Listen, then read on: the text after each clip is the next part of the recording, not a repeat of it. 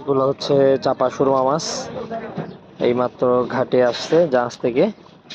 এই হচ্ছে আমাদের যেই ফিশিং জাহাজের মাছগুলো গাড়িতে লোড হচ্ছে। এই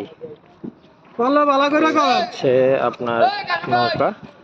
আমরা আরো মাছ আছে, ওখান থেকে এই বাকি মাছগুলো আমরা নিব। আমরা নৌকার দিকে যাচ্ছি।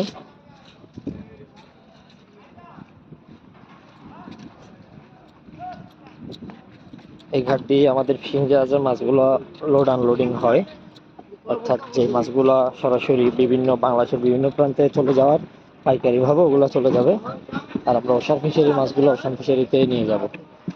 এই হচ্ছে আমাদের ওশান ফিশারিতে নিয়ে যাবো। এই যে এখানে আরো অনেক মাছ আছে,